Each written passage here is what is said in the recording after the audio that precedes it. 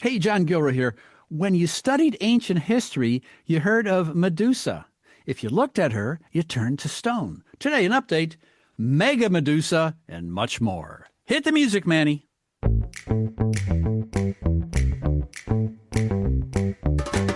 Welcome to the Federal Tech Podcast, the podcast that connects you to federal technology leaders. My name is John Gilroy, and I will be your moderator. In our virtual studio today is world-famous Pascal Geenes. Pascal, how are you? I'm great. How are you doing, John? He's with a company called Radware, Radware, and he's recording us not from a spaceship, but from his office in Belgium. Is that right? That's correct, John. And it sounds like a cheerleader song, Radware.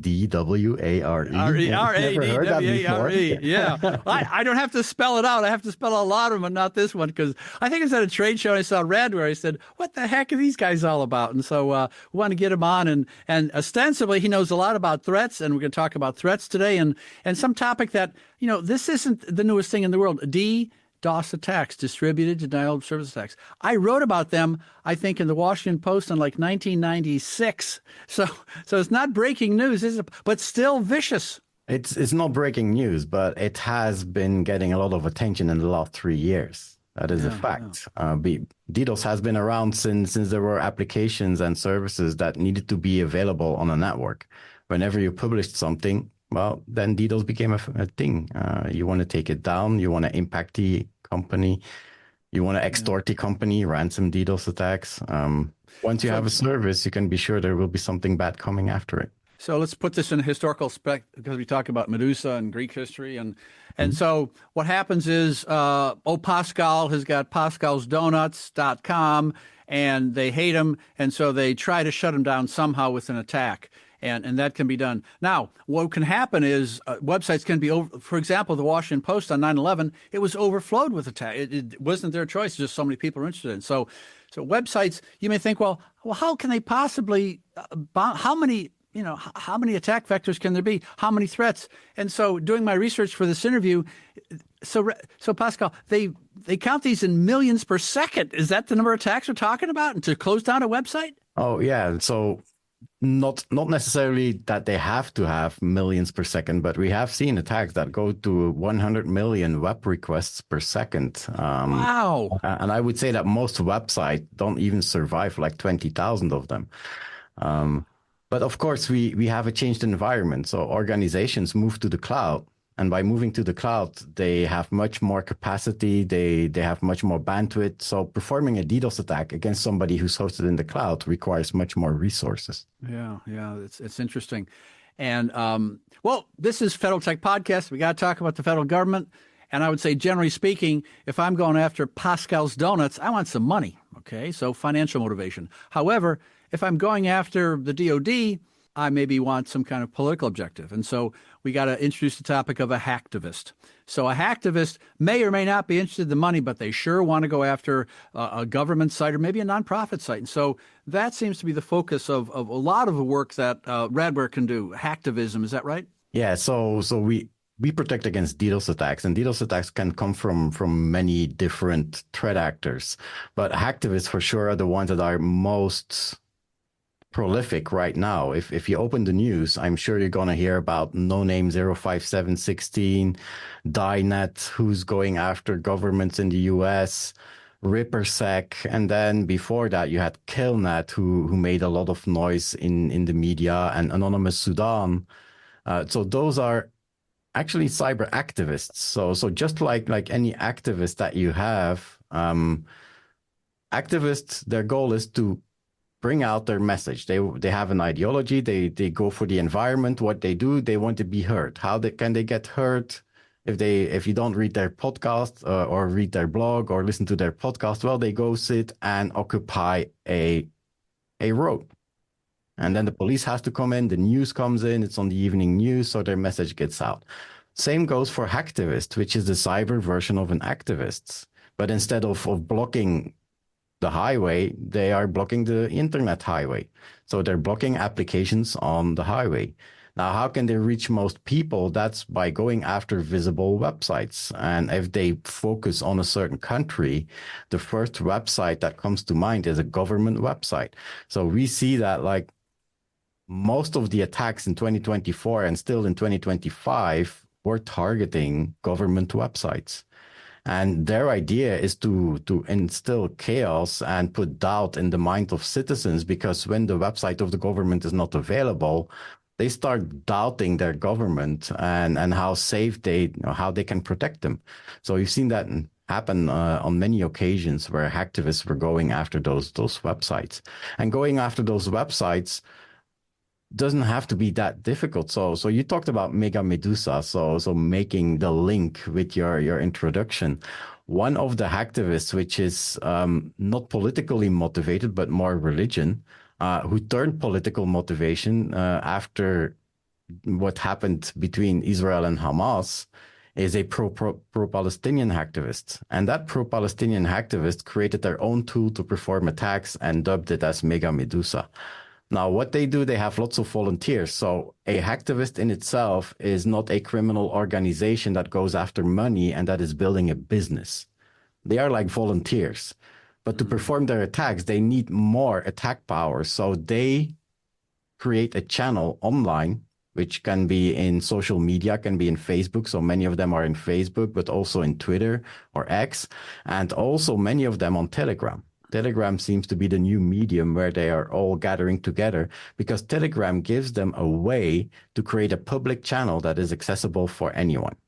So first of all, they need volunteers. So they need to have a public channel where they can connect with people that wants to be a volunteer.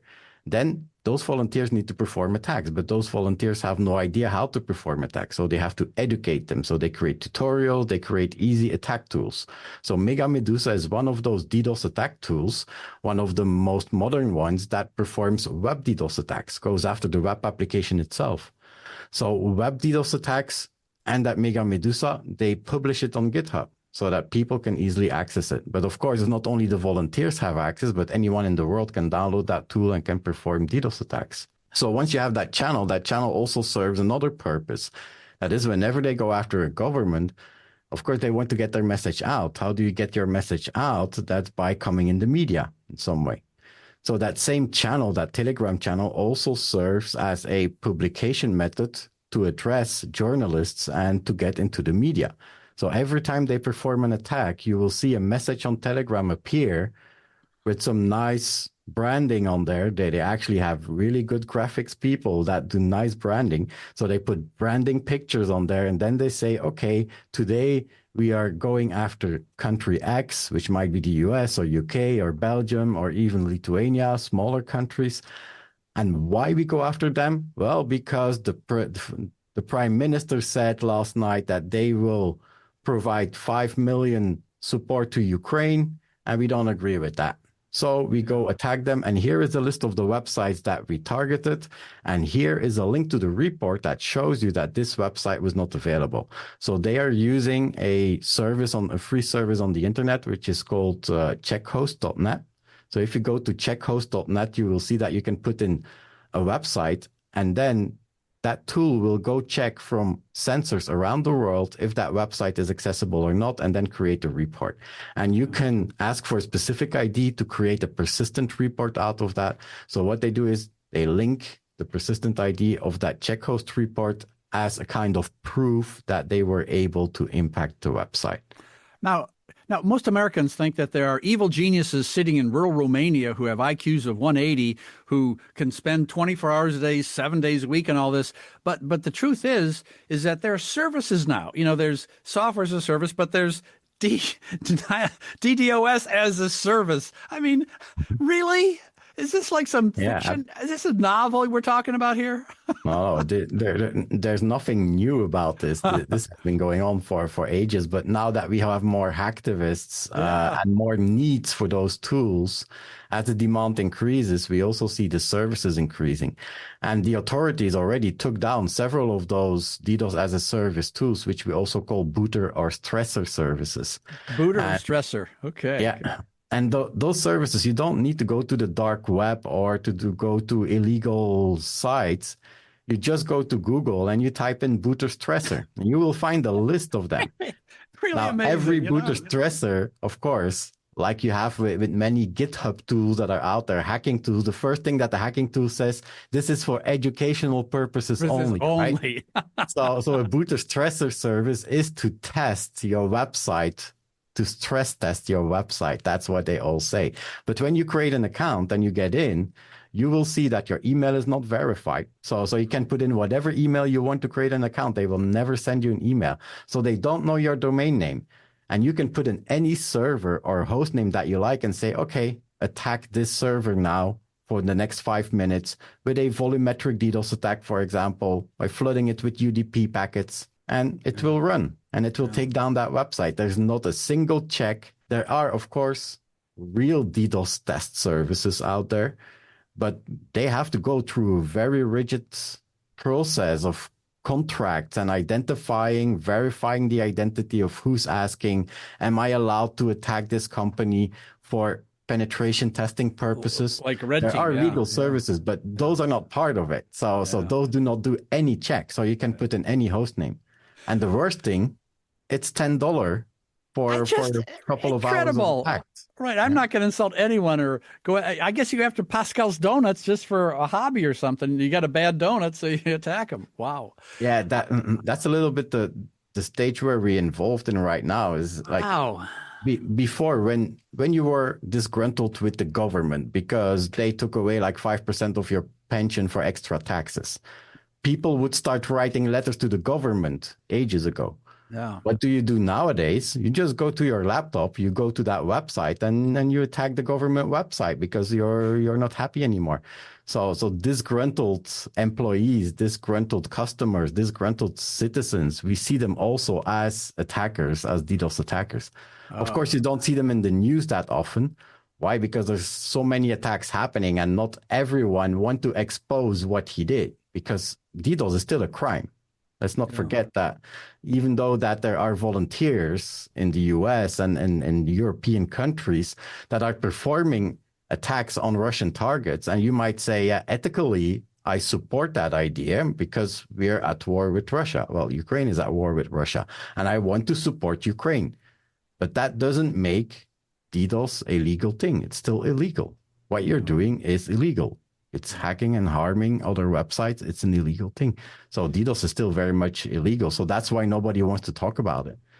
Okay, we've defined the problem, and we can go in extremely detail with this. Now, if you're listening to this and you're walking your dog, you're doing pull-ups or something, and you want to get more information, you go to Radware, and there's an article you wrote called DieNet Activity. Look at that. What a name, DieNet Activity escalates against U.S. organizations. This is a 15-page. This will give you all kinds of details about this new hacktivist threat. Just emerged in March of this year, just around the corner, isn't it? And you have this long, detailed information on it. So we know there's a threat, and I'll put a link to that article in the show notes. So we got a threat. Now what? I pick up the phone and go, hey, Pascal, buddy, what do I do now? This DDoS has been around since 1996. What can Radware do for me? Yeah, so DDoS has been around for a long time, and DDoS has been evolving, especially lately. So as we saw more conflicts happening around the world and also geopolitical tensions, we see much more attacks. And it used to be that, well, DDoS, who wants to attack my Pascal's Donuts website? Nobody is interested in attacking my website. But now the stage has changed because you have those hacktivists. They would attack pretty much anyone. So anyone has become a target now. So DDoS is very much a problem that everybody should be aware of.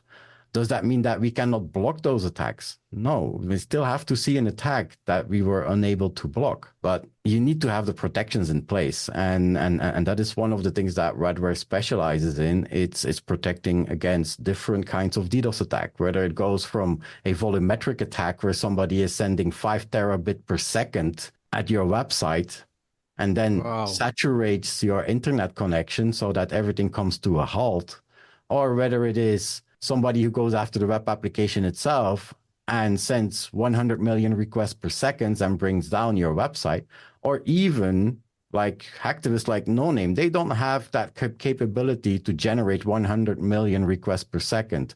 But what they do is with a couple of tens of thousands of requests per second, they go after very specific pages on your website.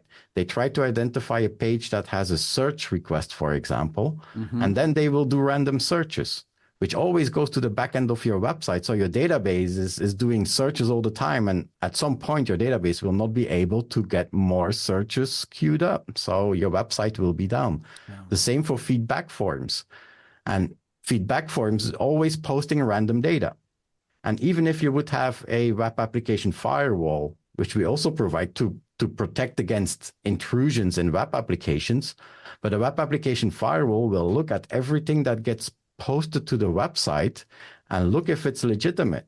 Now, it's random text, but there's no attack pattern in there. There's no reason to think that this is an attack. It's just random. A web application firewall does not make the difference between real text and randomly generated text. So he will say that's legitimate, let it through. So then you can see that, first of all, your website gets a lot of load and will topple over after a while. And secondly, imagine the government assistance that sits behind that gets all the email from the feedback form where people can go and put complaints.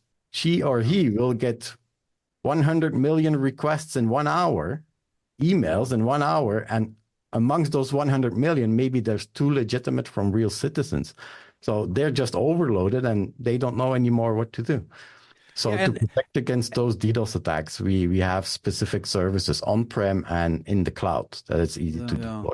I don't know if you have baseball hats in Belgium, but put on your nerd hat here, your engineer hat. So we know but it's not just DDoS that's out there. I mean, people are going after web apps with WAF, web application firewall, but increasingly going after APIs as well. It's like, hey, everything's a target. And so what about malicious actors going after federal apps? Can you help with that? Yeah, for sure. So as we are evolving, technology is evolving rapidly and the internet as well. And you see much more APIs appearing on the internet. So when we create an online application, typically that application will use lots of API calls in the backend because most of the organizations, they start to build microservices.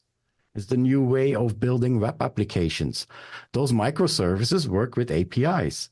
Also, why reinvent the wheel? If you want a payment service for your online, for my donuts website, I want a payment service. I'm not going to write it myself and interface with the bank. No, I'm going to use an existing payment provider that has that service, which is an API call. Now, as we mesh and interconnect all those applications, you can imagine if they bring down one of those APIs, your application comes to a halt. The other problem is that those applications, because they are so interconnected and meshed and each service runs independently, it becomes much more difficult to think about vulnerabilities. Think about it. You can do secure coding and you can make sure that your service is perfectly isolated and perfectly secure. Now, if your service does another API call to another service and authenticates as a service, not as the user, it might be that the user is doing something wrong. We call those business logical attacks. So the business logic of your application is much more difficult to understand. What are all the different paths and how can I go through an application? And we see more and more attackers finding ways in applications to get into places where they should not get.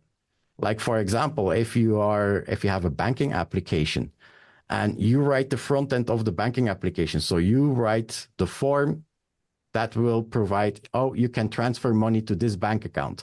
Now, the source bank account is fixed. You cannot change it in the web page. However, a hacker can go in and change that variable and post it back.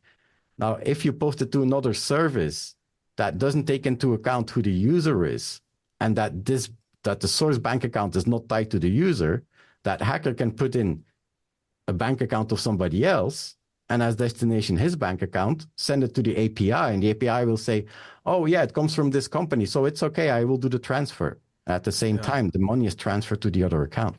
So these kinds of insidious attacks that are very difficult to find from a coding perspective, but also from a defense perspective, that's where we had to do a lot of new developments in our web application firewall to be able to detect and block them.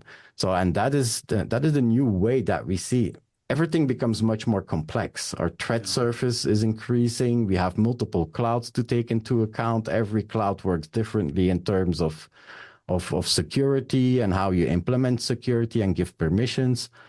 So you have to do all these things, and you have to keep, there is always something that escapes the person that is putting that in place. And you have to secure all that. And that's where Radware also comes in, that we help securing all those different platforms. So everything that's an application that gets published online, we will help to secure.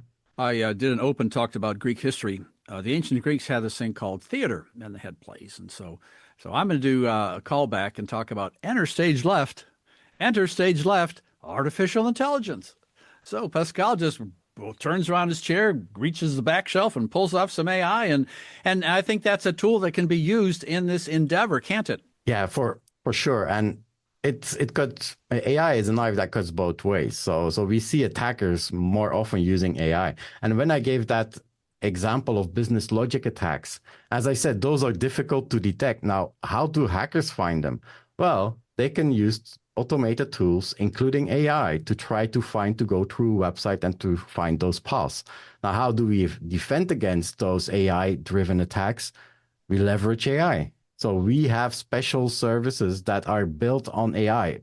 Think about it like a chat GPT, but it's not a chatbot that we're using. We're using the same technology that's inside chat GPT, like vector databases, and we lay out all the paths that everybody is going through. And if we see that a path is anomalous and nobody ever did it, and it might lead to vulnerability, then we will block it. So the system is automatic in understanding all that, and also automatic in detecting which APIs you have and what kind of calls there are in those APIs.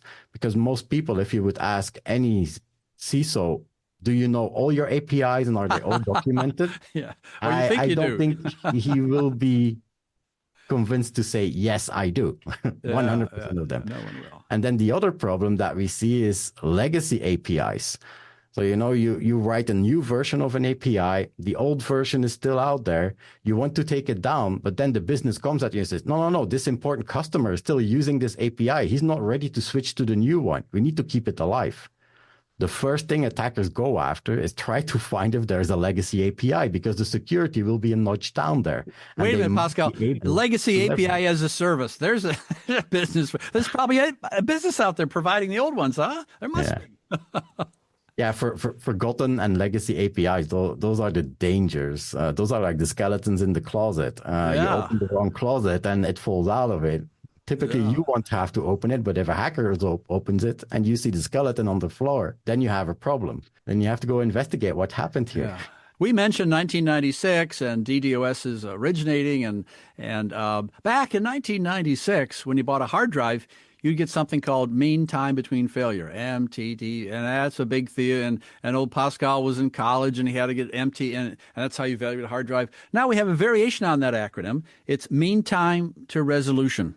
And I think that's what my listeners want. We can talk about the threats and no name and DieNet and all that stuff, but Pascal, how long does it take to get fixed? How can we resolve this quickly? So what does this MTTR mean for my listeners? Yeah, so most of the attack, and I would say like 98% of the DDoS and web attacks can be mitigated automatically. There's no intervention needed. However, there are some attacks that are new, that we never seen before, or that are so big, or going after an application that we forgot to secure, because it happens, we're all human. Then we need to mitigate it as soon as possible.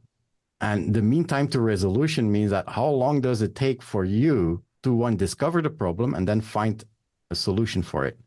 And that's something where we also leverage AI. So we tested something that we integrated with our platforms, with our management tool, which is called an AI SOC expert. And that's just like a chat GPT, but the chat GPT is only working on the data of this specific customer and your environment and trying to understand, okay, you were under attack, but how can I prevent it next time? What can I do to block this attack most efficiently?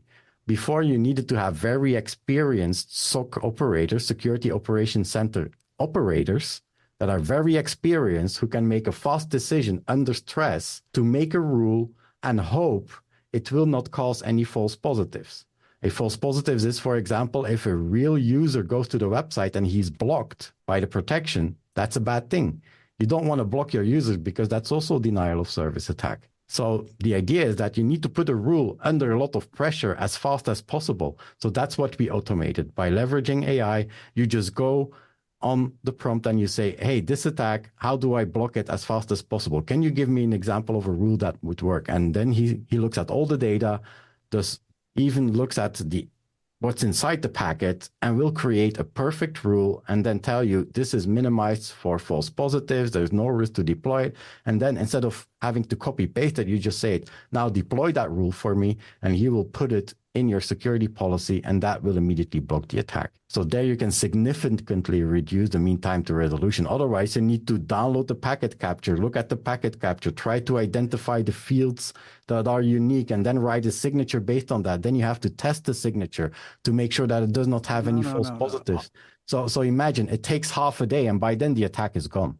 Yeah.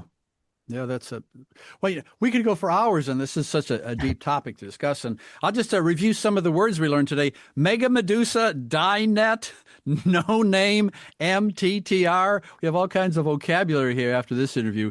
And I will put the link to the DieNet article in the show notes here so you can read this very thorough and detailed article about what's been going on with hacktivists here in the United States. And I think that's what our federal audience really should know about, because they're not going after money. They're going after something much more serious, especially here in Washington, D.C.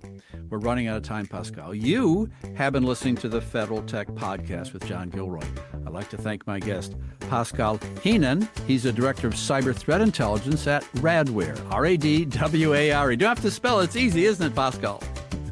Yeah, thank you very much. It was a pleasure for being here.